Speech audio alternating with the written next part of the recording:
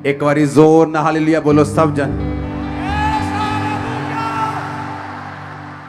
Hallelujah. आप bless हो सब जन यीशु मसीह के नाम में।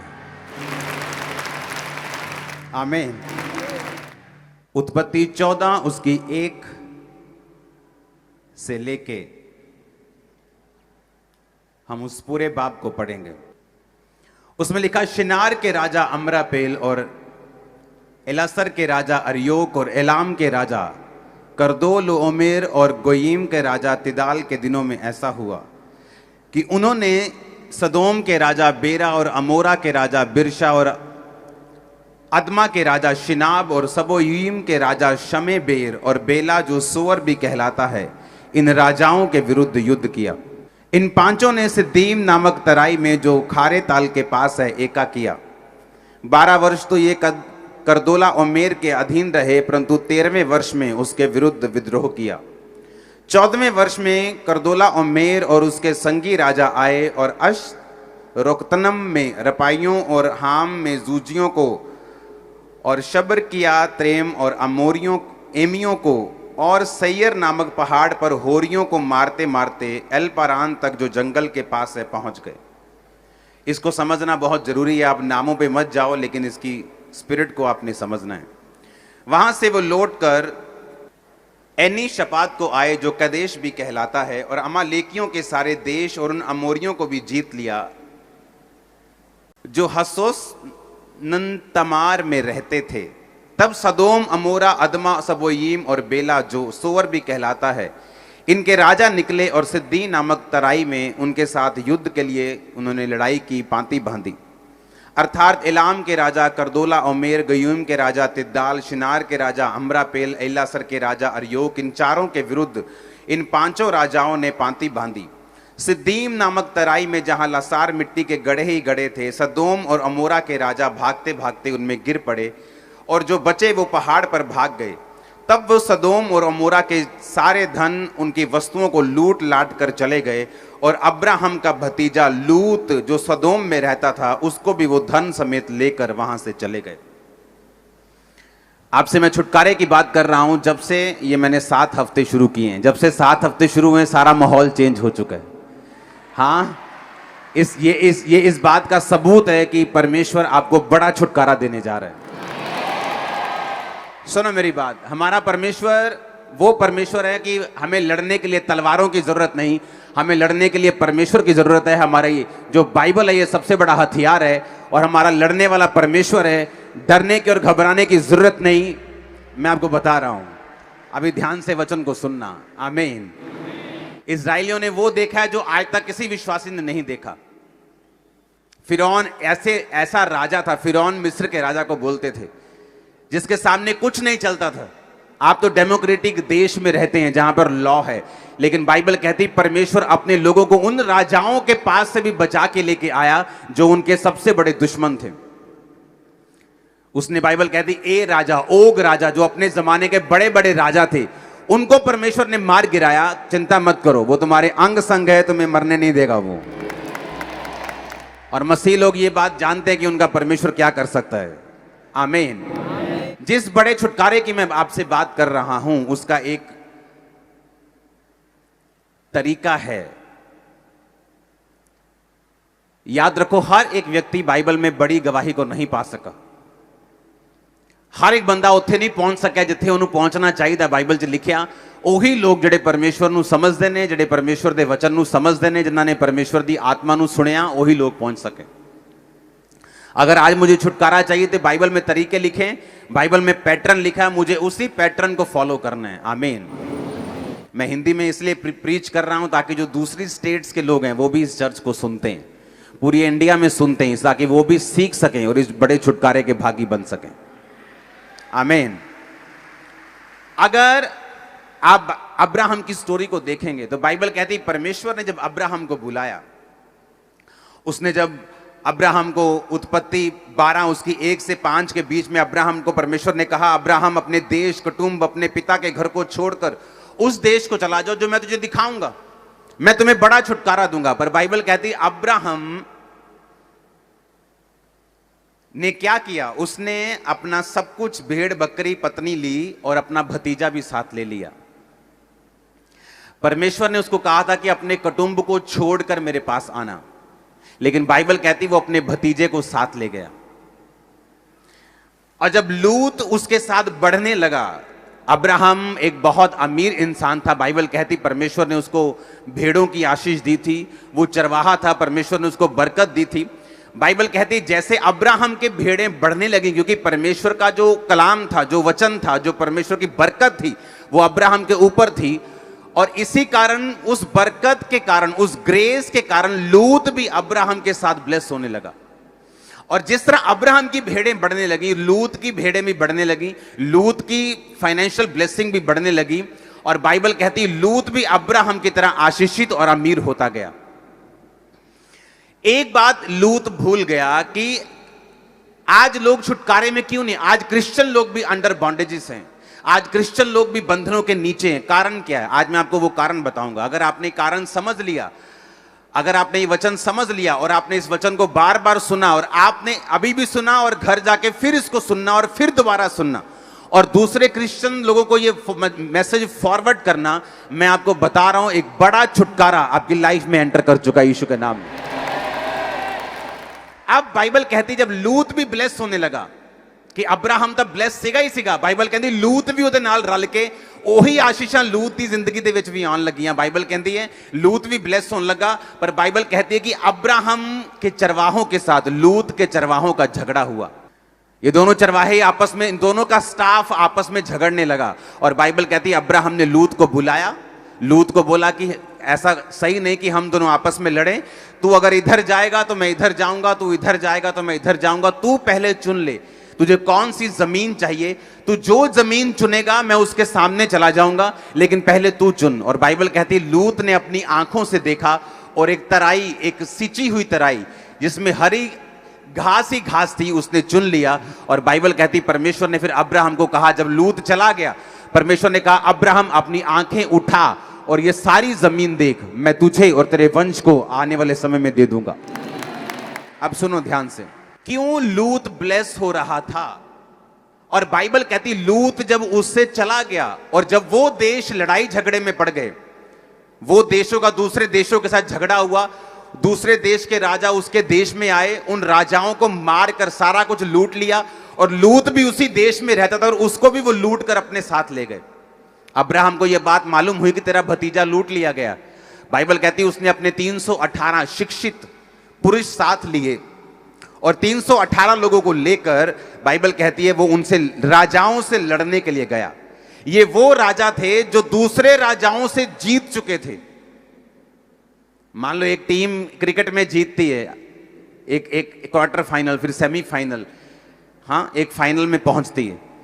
ये वो राजा थे जो सारे राजा को हरा के लूत को लेके गए थे। बाइबल कहती जब अब्राहम 300 बंदों को, सिर्फ 300 बंदों को लेकर उन राजाओं से लड़ने के लिए गया, तो जो लोग, जो लाखों लोगों की सेनाएं उन राजाओं को नहीं हरा सकी, अब्राहम ने 300 लोगों के द्वारा उन राजाओं को हराकर अपने भतीजे लूत को छुड़ा लिया। और फिर क्या हुआ? लूत को फिर भी समझ नहीं आई कि मेरी लाइफ के ऊपर जो ब्लेसिंग्स हैं, जो कवरिंग है, जो आशीष है, वो मेरी वजह से नहीं, वो अब्राहम की वजह से है। क्यों? क्योंकि अब्राहम एक नॉर्मल इंसान नहीं है, अब्राहम एक नॉर्मल विश्वासी नहीं है। अब्राहम एक परमेश्वर का चुना हुआ एक अगुआ है, जिसके जरिए परमेश्वर अपनी महिमा को प्रकट करना चाहता है और जिसके जरिए परमेश्वर अपनी योजना को अपने इजरायली लोगों के ऊपर लेके आना चाहता है, जिसके द्वारा परमेश्वर आने वाले समय में वंशों तक अपनी महिमा को प्रकट करेगा। अब्राहम उस किस्म का इंसान है। अब मेरी बात को ध्यान से समझना, परमेश्वर पक्षपात नहीं करता। ऐसा नहीं कि वो लूत से ज्यादा प्यार करता है, कम प्यार करता है, और अब्राहम से ज्यादा प्यार करता है। तो दोनों इंसान, दोनों परमेश्वर ने लहू से मांस से बनाए, दोनों परमेश्वर ने अपनी आत्मा से सिरजे। लेकिन ऐसा क्यों कि परमेश्वर अब्राहम से ज्यादा प्यार करता है और लूत से नहीं? इसका रीजन है बहुत बड़ा। परमेश्वर इस धरती पर जो कुछ भी करता है उसका एक मकसद है। परमेश्वर ने पौलुस को चुना। परमेश्वर ने कहा पौलुस, अन्य जातियां तेरे द्वारा मसीह में आएंगी, अन्य जातियों को मैं मसीह में तुम्हारे द्वारा खींचूंगा। पौलुस कह सकता था परमेश्वर, मैं एक बड़ा पढ़ा लिखा, उस टाइम के बेस्ट स्कूल में पढ़ा हुआ, यहूदियों में बड़ा मान सम्मान रखने वाला इंसान बोल सकता था कि परमेश्वर, अगर तू मुझे यहूदियों में इस्तेमाल करेगा तो मैं ज्यादा इस्तेमाल हो सकता हूं, क्योंकि ये लोग मेरी पावर को, मेरी हैसियत को जानते हैं। लेकिन परमेश्वर ने कहा ना बल से ना शक्ति से, पर मैं जिसको भी इस्तेमाल करूंगा अपनी आत्मा के द्वारा करूंगा। परमेश्वर ने कहा मैं इन पढ़े लिखे लोगों में एक अनपढ़ पतरस को इस्तेमाल करूंगा, और अन्य जातियां जो तुझे नहीं जानती मैं तुझे इस्तेमाल करूंगा। अब हुआ क्या? अब परमेश्वर ने पौलुस को चुन लिया कि पौलुस तो मेरे काम करेगा, अन्य जातियों को मेरी महिमा सिखाएगा। पौलुस कौन था? एक विरोधी, जगह जगह पे बांधने वाला, विश्वासियों को मारने वाला, विश्वासियों को तोड़ने वाला एक विरोधी। किसी के बोलने से मत डरना कलीसिया, जब परमेश्वर गिराने में आता है 2 सेकंड लगते हैं। परमेश्वर ने बार बार बाइबल में लिखा, उनका मुंह देख के तुम घबराना मत, तुम्हारा मन कच्चा ना हो। जब परमेश्वर की लाठी लगती है ना, 2 सेकंड लगते हैं बड़े बड़े सुरमाओं को गिरने में। आमीन। अब आपको बात समझनी है। बाइबल कहती है जब पौलुस गया अपने मिशन को लेके, कि मेरा मिशन है अन्य जातियों को तक परमेश्वर के काम को लेके जाना। पौलुस ये बात जानता था कि मसीहियत धर्म बदलना नहीं, मसीहियत जीवन बदलना है। मसीहियत परमेश्वर में आना है, मसीहियत पाप के लिए मरना और मसीह के लिए जी उठना है। उसने प्रचार करना शुरू किया। अब जो जो कलीसियाएं पौलुस का साथ देती रहीं, बाइबल कहती है वो कलीसियाएं ज्यादा आशीषित रहीं उन कलीसियाओं से जो किसी भी मिशन में, किसी भी पास्टर के साथ नहीं थी। अब मेरी बात को ध्यान से समझना। लूत इसलिए ब्लेस नहीं हो रहा था कि लूत धर्मी था। लूत इसीलिए आशीषित हो रहा था कि अब्राहम के ऊपर परमेश्वर का प्लान था, और लूत अब्राहम के जस्ट साथ था, और लूत आशीषित होता जा रहा था। लेकिन प्रॉब्लम कहां होती? प्रॉब्लम तब होती है जब साथ रहने वाला व्यक्ति ये सोच लेता है कि ये आशीष जो है ये परमेश्वर मुझे डायरेक्ट दे रहा है, क्योंकि मैं भी यहोवा को मानता हूं, तो ये आशीष परमेश्वर की वजह से और मेरी बुद्धि की वजह से और मेरी प्रेयर की वजह से और मेरी लगन की वजह से मेरी जिंदगी में है। और यही गलती लूत ने की। उसे लगता था कि तू यहोवा को मानता तो मैं भी यहोवा को मानता हूं, तू परमेश्वर की सेवा करता तो मैं भी परमेश्वर की सेवा करता हूं, तू बलिदान चढ़ाता तो मैं भी बलिदान चढ़ाता हूं। आपका स्टाफ आपके भाई के स्टाफ के साथ लड़ाई नहीं कर सकता जब तक आप अपने स्टाफ के कान ना भरें। मेरी बात समझ आ रही है कि नहीं? आपके बच्चे आपके रिश्तेदारों को बुरा नहीं कह सकते जब तक आप अपने मुंह से उनकी बुराई बच्चों के सामने ना कर लें। तो लूत के चरवाहों में झगड़ा नहीं हुआ अब्राहम के साथ, ये लूत के कान भरे हुए थे। ये लूत के साथ स्टाफ की डिस्कशंस होती थी कि अब्राहम ऐसा चाहता है, ये तुझे बढ़ने नहीं देना चाहता, ये तुझसे जेलसी करता है, ये वो जो छोटा दिमाग सोचता है वो सोच रहे थे। और इन्हीं बातों ने झगड़ा किया और दोनों अलग अलग हो गए। अब्राहम ने कहा तू जहां जाना चाहता है चला जा, मुझे तुझसे कोई विरोध नहीं, कोई वैर नहीं। जहां जिस जगह को तू चुनेगा, तू लेफ्ट चुनेगा मैं राइट जाऊंगा, तू उत्तर चुनेगा मैं दक्षिण जाऊंगा, हम में झगड़ा नहीं होना चाहिए। अब्राहम को मालूम था कि वो परमेश्वर की वजह से ब्लेस है, लेकिन लूत परमेश्वर की वजह से नहीं, लूत अब्राहम की संगति की वजह से ब्लेस था, क्योंकि अब्राहम परमेश्वर के द्वारा बुलाया गया और चुना हुआ व्यक्ति था। अब मेरी बात को ध्यान से समझना। वो विश्वासी जो किसी भी मिशन के साथ जुड़े नहीं हुए, जो किसी भी ऐसी चर्च के साथ जुड़े नहीं हुए जिनका मकसद रूहें बचाना है, वो विश्वासी कभी भी उस तरह से ब्लेस नहीं हो सकते जिस तरह से आप लोग ब्लेस हो रहे हैं। अब वो कहेंगे क्या हम यहोवा को नहीं मानते? वो कहेंगे क्या हम यीशु को नहीं मानते? क्या हमने बपतिस्मा नहीं लिया? क्या हम परमेश्वर से प्यार नहीं करते? क्या हम टाइथ नहीं देते? ये बातें अलग हैं, लेकिन बाइबल कहती है इस धरती पे मेरा चुना जाना और आपका चुना जाना एक मकसद के तहत है। और जब आप मकसद वाले लोगों के साथ जुड़ जाते हैं और उनके विजन्स के साथ खड़े हो जाते हैं, आप पर वो ब्लेसिंग आती हैं जो उन्हीं लोगों के ऊपर है जिनके पीछे आप चल रहे हैं। सुनो, छुटकारा लेना और छुटकारे की बात करना अलग अलग बात है। परमेश्वर की बात करना और परमेश्वर को अपनी जिंदगी में टेस्ट करना, उसके छुटकारे को, उसकी ब्लेसिंग को, उसकी हीलिंग को अपनी फैमिली में, अपने घर में, अपने बच्चों में, अपने फाइनेंस में, अपनी स्पिरिचुअल लाइफ में, ये अलग बात है। और बिना वचन पे चले, बिना वचन की समझ के आप कभी भी इस छुटकारे में एंटर नहीं कर सकते, क्योंकि आपको इन वचन की समझ लेनी होगी और आपको वचन के मुताबिक चलना पड़ेगा। हालेलुया। अब आप देखो कि जो राजा दूसरे राजाओं को मारकर, जो भी अपने आप में बड़े राजा थे, वापिस जा रहे हैं। अब्राहम को मालूम होता तेरा भतीजा लूत भी बंदी बना लिया गया। दूसरे राजा उनके राजा को मार गए, उसको बंदी बना के ले गए, और अब्राहम 300 बंदों को साथ लेके जाता है, और बाइबल कहती है उन्हें छुड़ा के लेके आता है, उन राजाओं को मारकर वापिस आता है। और फिर से लूत देखो कितना नॉन सेंसिटिव, कितना नॉनसेंस व्यक्ति था। अब भी समझ नहीं आई कि मेरी ब्लेसिंग का कारण अब्राहम है, फिर भी वो वहीं रहने लगा जहां वो पहले रहता था। एंड में क्या हुआ? दूत आए, अब्राहम ने उन्हें पहचाना, अब्राहम ने कहा मेरे से खाना खा के जाना। खाना खा के वो गए, अब्राहम को बेटे की आशीष दे के गए। जाते वक्त बोल के गए कि हम सदोम अमोरा को नाश करने वाले हैं। और बाइबल कहती है लूत वहां था, उसने कहा परमेश्वर अगर वहां 50 धर्मी मिले क्या तू उन्हें नाश करेगा? परमेश्वर ने कहा नहीं। उसने कहा अगर 45 मिले तो, 40 मिले तो, फिर कहता 35 मिले तो, 30 मिले तो परमेश्वर ने कहा वहां 5 भी मिले तो मैं नाश नहीं करूंगा। और बाइबल कहती वो दूत लूत के घर में गए और लूत को बोला हम इसे नाश करने वाले हैं, बाहर निकला तो सिर्फ लूत बचा और उसकी बेटियां बची। उसकी पत्नी भी नमक का खंबा बन गई। जो कुछ लूत ने कमाया था सब कुछ वहीं छूट गया। और फिर लूत को समझ आई कि मेरी लाइफ में ब्लेसिंग एक मिशन के कारण थी, मेरे कारण नहीं थी। अगर वो लूत के कारण होती तो लूत की जिंदगी में वो आशीष बनी रहती। मैंने लोगों को देखा है पास्टरों के साथ जुड़ के ब्लेसिंग लेते हुए, जब गाते थे वो सामर्थ उतरती, जब बोलते सामर्थ उतरती, लेकिन जब उस मिशन से वो हट जाते थे सब कुछ परमेश्वर छीन लेता था वो चीजें। अब वही चीज वो करते थे लेकिन लोगों को सामर्थ महसूस नहीं होती थी। वही चीज वो करते थे लेकिन लोगों को वो आनंद महसूस नहीं होता था, क्योंकि उन्हें वो मालूम नहीं कि परमेश्वर आपको जो कुछ भी देता है वो अंडर मिशन, अंडर कवरिंग और एक खास मकसद के तहत देता है। आप मेरी बात को समझ रहे कि नहीं? अब लूत, अगर आप कहें कि लूत की वजह से वो आशीष थी, तो जब सदोम और अमोरा को दूतों ने नाश किया तो लूत की वो आशीष उसके पास क्यों नहीं आई?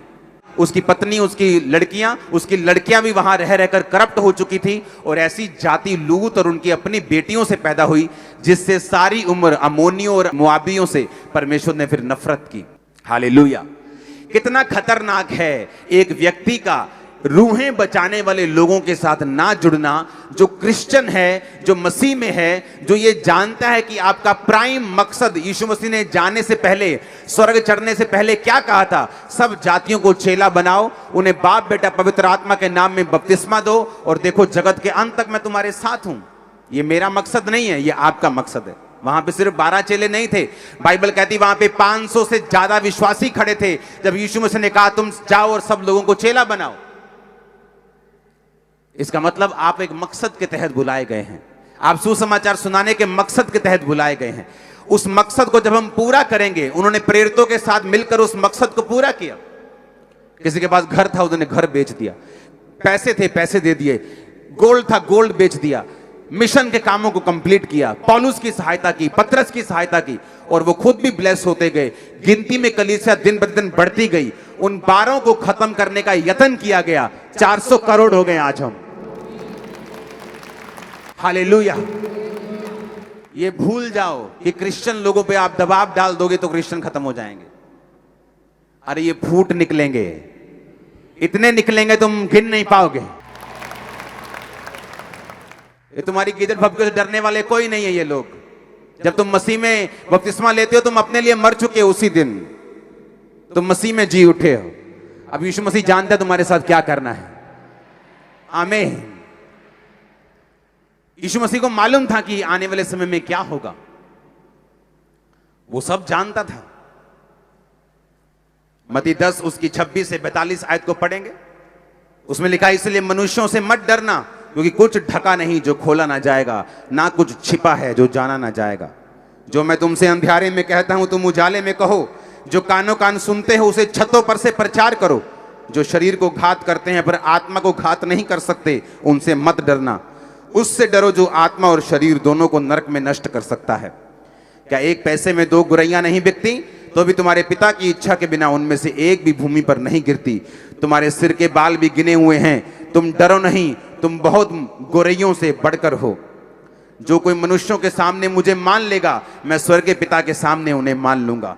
जो कोई मनुष्यों के सामने मेरा इनकार करेगा, मैं भी स्वर्ग के पिता के सामने उसका इनकार कर दूंगा। हालेलुया।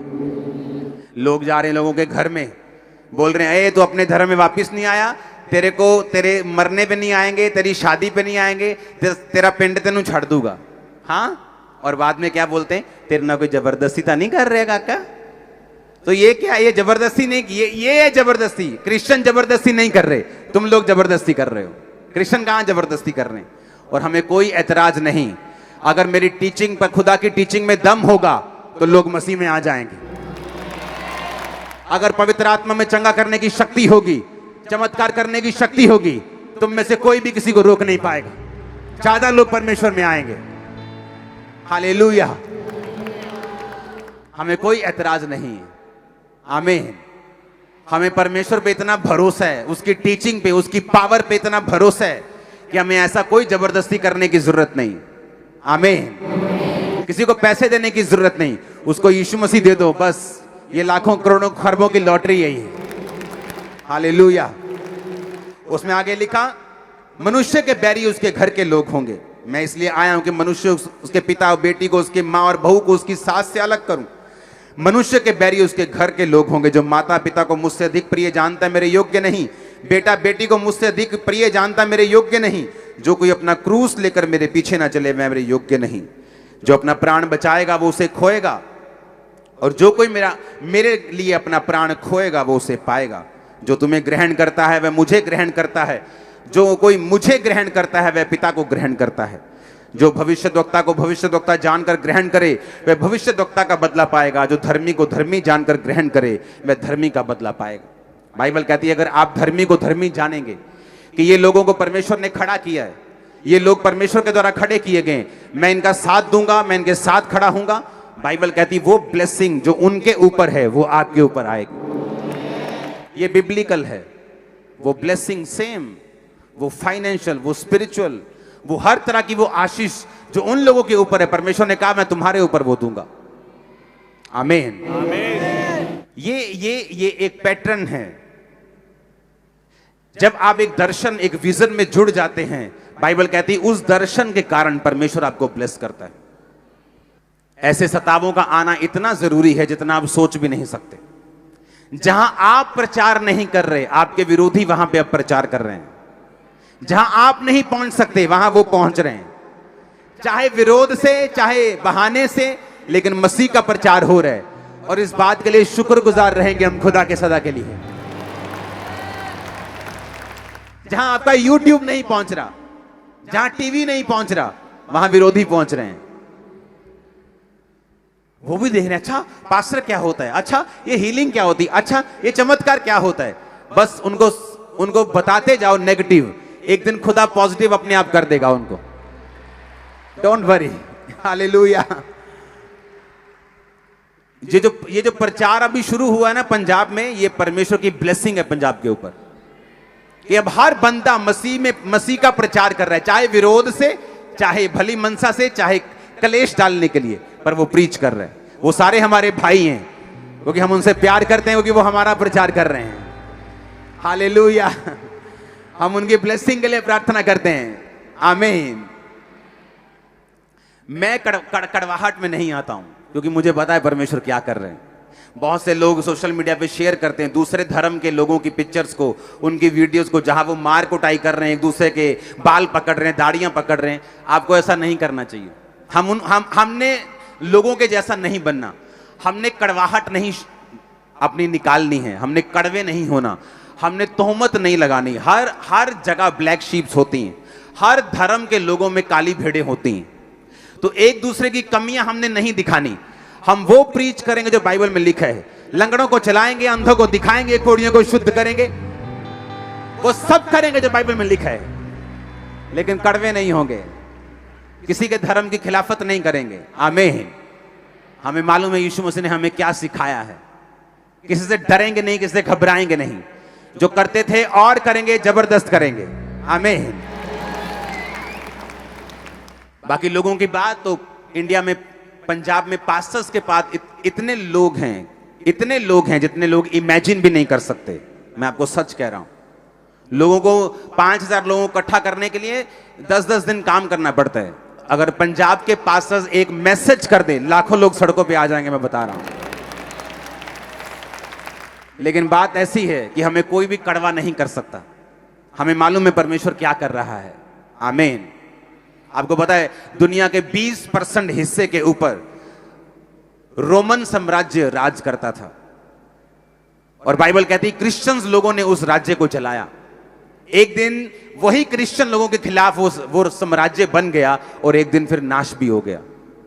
हम उस परमेश्वर को मानते हैं जो राज्यों को खड़ा कर सकता है और उन्हें गिराने की ताकत भी रखता है। मैं आपको सच कह रहा हूं।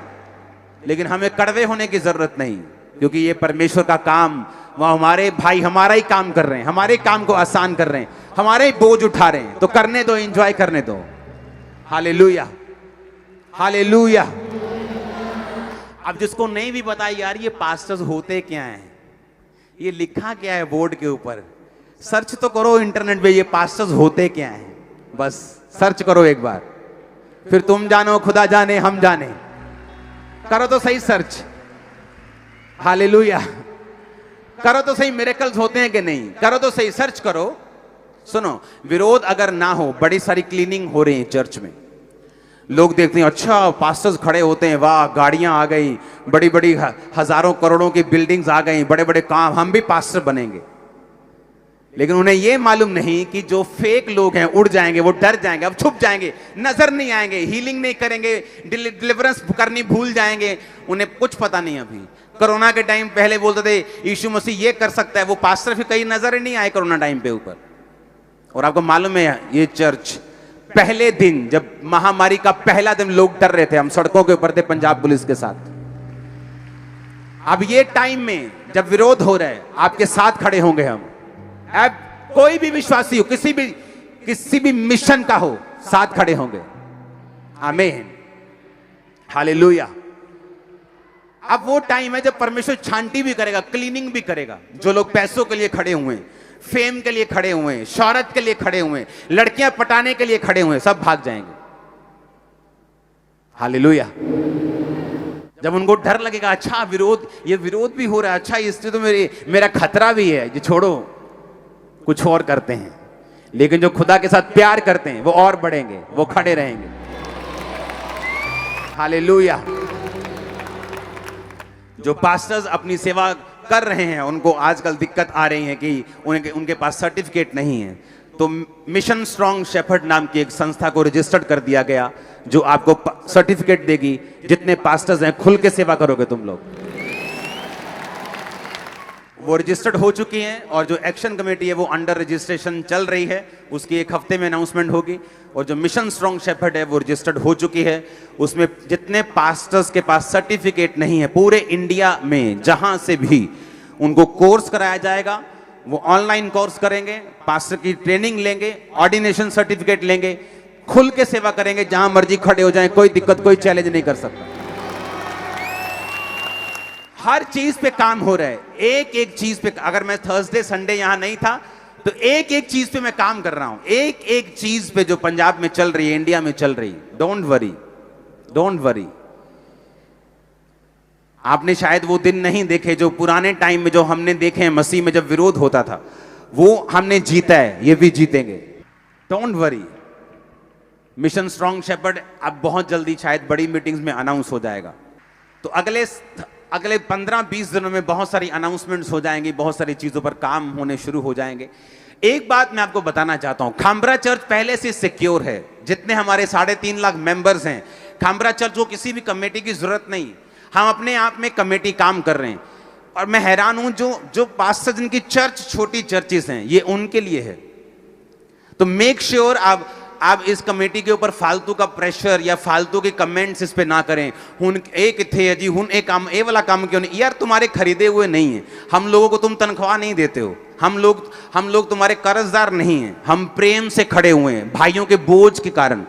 हमने कोई सीटें नहीं लेनी एमएलए की, ये कमेटी खड़ी करके हम सीटें ले लेंगे।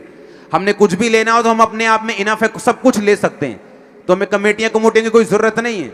ये उन पास्टर्स के लिए हैं जिनके पास चर्चिस नहीं है, ये उन पास्टर्स के लिए हैं जिनको सिक्योरिटी की जरूरत है। पिछले दिनों में पास्टर्स पे हमला हुआ, एक्शन कमेटी वहां पहुंची, उसका इलाज करवाया, उसको बोला कि कितना तेरा खर्चा महीने का, उसके घर में खर्चा भेजा उतने महीने का, भेजते जाएंगे जब तक वो ठीक नहीं होता। जिसको भी तुम अटैक करोगे मैं उसके साथ खड़ा हो जाऊंगा, जितने पास्टर्स होंगे। सुनो, वो पैसा लगता है उसमें, कितने लोग हैं, 1.5 लाख का चेक एक को भेजा, 1.5 लाख का चेक एक को भेजा, 1 लाख का चेक एक, 40-20 हजार एक भेजा, 20 लाखों रुपए खर्चा एक हफ्ते में किया। ये एक्शन कमेटी कोई पैसे इकट्ठे करने के लिए खड़ी नहीं हुई, किसी से डोनेशन नहीं मांगेगी, ये फॉरेन में जाएगी, फॉरेन के लोगों को शामिल करेगी। शायद अगले महीने मेरी एमपी के साथ मीटिंग है, कनाडा के एमपी के साथ, बहुत सारे लोगों के साथ, वहां के पार्लियामेंट के साथ, वहां के मेंबर्स के साथ, वहां के प्रेसिडेंट के लोगों के साथ अमेरिका में मीटिंग्स हैं। तो किसी से डोनेशन मांगने हम नहीं जा रहे हैं, लेकिन उनको इस कमेटी का मेंबर बनाएंगे, उनको संग लेके आएंगे, आपकी इंटरनेशनल लेवल तक आवाज लेके जाएंगे। हालेलुया। तो ये भूल जाओ कि ये कमेटी हम अपने लिए खड़ी, हमें किसी भी प्रेस की जरूरत नहीं है। हमें मेरे जो काम कर रहे हैं, लीगल कमेटी जो काम करती है, अपने बिजनेस छोड़ के काम कर रही हूं, उनको किसी चौधरियों की भूख नहीं है, चौधरदारी की किसी की। हमने अपने सरकारों के द्वारा दिए गए ऑफर ठुकराए हैं, इस चीज में आप चेयरमैन बन जाओ, इसमें बन जाओ, हमने ठुकराए कि हमें नहीं चाहिए, आप हमारे क्रिश्चियन दूसरे भाइयों को दे दो। तो हमें ये, ना तो हमें मशहूर होने का चक्कर, हम पहले से मशहूर हैं, ना पैसे का हमारे पास पहले ही पैसा है, ना किसी चीज का, ना किसी एमएलए की कुर्सियों का, ना हमें किसी चीज का, ना सुनो, पास्टर्स जोड़ने का भी मुझे लालच नहीं कि पास्टरों का प्रधान बन जाऊं, इसीलिए मैंने इस कमेटी का कोई मैंने मेंबरशिप नहीं ली। मैं इसको गाइड करूंगा, इसके साथ जुड़ा रहूंगा, सारी दुनिया के लोगों को इस कमेटी में शामिल करूंगा। आमीन। और लेकिन कोई डोनेशन मांगने नहीं जाएगी ये कमेटी, ये आप लोगों के लिए काम कर रही है। और मुझे पास्टर्स की भी भूख नहीं है कि मैं पास्टर्स को इकट्ठा करूं। इस चर्च के 2000 पास्टर्स हैं जो मेंटरशिप के नीचे हैं, 516 पास्टर मेरी मेंटरशिप के नीचे हैं, और जो मेरी मेंटरशिप के नीचे पास्टर्स हैं उनके एक के नीचे 60 70 पास्टर्स हैं। 2000 पास्टर्स इस चर्च के मेंटरशिप के नीचे हैं, तो लाखों लोग हमारे साथ पहले से जुड़े हुए हैं, हमें किसी कमेटी की जरूरत नहीं। तो ये बात कान खोल के समझ के रखना, कोई कमेंट करने से पहले, कि आपको मालूम होना चाहिए कमेटी लोगों के लिए खड़ी हुई है, लोगों के फायदे के लिए। हमें पैसा खर्चने का कोई शौक नहीं है, हमारी चर्च का काम पड़ा है अभी, हालेलुया। लेकिन कौम से प्यार है और करते रहेंगे। जो लोग विरोध में भी खड़े थे ना, उनको भी प्रोटेक्ट करेंगे, कोई मिशन हो उसके साथ भी खड़े होंगे। आमीन। और जो आपको बोला गया वो होगा यीशु मसीह के नाम में। आमीन। ऊंचा बरकत तुम्हारी चर्च। Hallelujah, hallelujah. अब अगर मैं छुटकारे की बात कर रहा हूं तो आपको यह बात समझ आनी चाहिए कि मुझे छुटकारा तब मिलता है और तब बना रहता है जब मैं एक मिशन के नीचे हूं। अपने पड़ोसी को बोलो, एक मिशन के नीचे हो। आमीन। अब वो मिशन नाम का नहीं होना चाहिए, वो मिशन काम का होना चाहिए। उसका पहला मकसद रूहें बचाना होना चाहिए, उसका पहला मकसद सुसमाचार लेके जाना होना चाहिए। जब आप एक मिशन के नीचे अपनी जिंदगी, अपना फाइनेंस, अपना परिवार, अपनी ताकत, अपनी सब कुछ चीजों को दे देते हैं, परमेश्वर उन पर बरकत देता है। वो आपके परिवार को बरकत देता है, वो आपके रास्तों को साफ करता है। आमीन। ऊंचा ये बरकत आपकी है चर्च। हालेलुया। अपने पड़ोसी को बोलो, एक विजन के नीचे आ। अपने पड़ोसी को बोलो, एक मिशन के नीचे आ। जिस तरह अब्राहम के साथ लूत था और लूत ने बरकत पाई और पौलुस की कलीसिया ने बरकत पाई। अपने पड़ोसी को हाथ उठाकर कहो, तू और तेरा परिवार आज से बरकत को पाएंगे यीशु मसीह के नाम में। बोलो बोलो पड़ोसी को, तू और तेरा परिवार आज से बरकत को पाएंगे। अब आपको यह बात ध्यान से समझनी है। बाइबल कहती परमेश्वर ने अलग अलग लोगों को अलग अलग वरदान दिया है। जब मैं एक्शन कमेटी की कॉल करूंगा तो बहुत से लोगों की मुझे जरूरत पड़ेगी जो उसके टेक्निकली उसके उस सॉफ्टवेयर को, उन चीजों को संभाल सके। आप में से लोग आएंगे, मुझे मालूम है। जब अलग अलग सेवा होगी, जब फाइनेंस की जरूरत होगी, तो आप में से लोग उठते हैं जो फाइनेंस को बोते हैं। जब दरी बिछाने का टाइम है, आप ही लोग बिछाते हैं। बाइबल कहती जिसके पास जो वरदान है वो उस मिशन में लगाए। अगर उस वरदान को वो परमेश्वर के मिशन में नहीं लगाता, बाइबल कहती है वो अपनी आशीषों को एक दिन गवा देगा। क्योंकि बाइबल कहती है तुम जितने मर्जी यहोवा को मानने वाले हो, लेकिन परमेश्वर अपने वचन के बाहर कभी भी काम नहीं करता। लूत को एक बार समझ नहीं आई, उसे लगता था कि मेरी वजह से ब्लेसिंग है, वहां चला गया, राजा लूट के ले गए। तब भी दिमाग में नहीं आई कि अगर परमेश्वर मेरे साथ होता तो राजा मुझे लूट कर नहीं लेके जाते। फिर भी समझ नहीं आई, वापिस वहीं चला गया, फिर वहीं रहा, और कुछ साल के बाद वो नाश हो गया, वो देश ही नाश हो गया। परमेश्वर ने उसे नाश कर दिया। और अंत क्या हुआ कि उसकी बेटियों के द्वारा अम्मोनी, मोआबी ऐसी जाति पैदा हुई जो परमेश्वर की हजूरी में नहीं आ पाते थे। परमेश्वर ने अपनी हजूरी में आना मना कर दिया था। वो पापी जाति पैदा हुई, परमेश्वर उनसे नफरत करता था।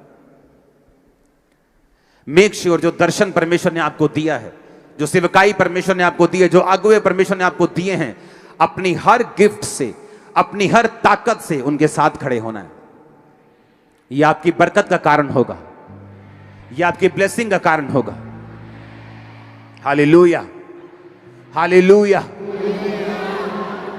और इसीलिए परमेश्वर ऐसे सिस्टम दे रहा है कि दूसरे पास्टर्स भी इन चीजों में अब शामिल हो सकें, दूसरे पास्टर्स भी सेवकाइयों में शामिल हो सकें, वो भी अंडर कवरिंग में आए और अंडर कवरिंग रह के काम करें, ताकि परमेश्वर उनको बरकत दे सके, उनको सुरक्षित रख सके। क्योंकि हर एक के ऊपर मेंटर का मसा नहीं है, हर एक व्यक्ति के ऊपर अब्राहम का मसा नहीं है, हर एक व्यक्ति के ऊपर मूसा के जैसा मसा नहीं है। हर एक व्यक्ति को परमेश्वर ने अलग अलग तरीके से और अलग अलग मकसद से चुना है। कितनों को मेरी बातें समझ आ रही हैं? मेरा बिलीव है आज से आपका परिवार बरकत को पाएंगे। मेरा बिलीव है आज से आपका परिवार और आप बरकत को पाएंगे। मेरा बिलीव है आज से आप और आपके परिवार के ऊपर पवित्र आत्मा उतरेगा और पवित्र आत्मा से आप भरेंगे। मेरा बिलीव है वरदानों के साथ आप भरेंगे यीशु मसीह के नाम में। मेरा बिलीव है आप बड़े बड़े कार्य परमेश्वर आपके द्वारा करेंगे यीशु मसीह के सामर्थी नाम में। आमीन हो जाए ये बरकत तुम्हारी ये चर्च। हमारे YouTube चैनल को सब्सक्राइब करें ताकि आप परमेश्वर के गहरे वेदों को जान सकें कि कैसे आप परमेश्वर में बढ़ सकते हैं, कैसे आप दुष्ट आत्माओं से, नशों से, बीमारियों से और वंशों के श्रापों से आजाद हो सकते हैं।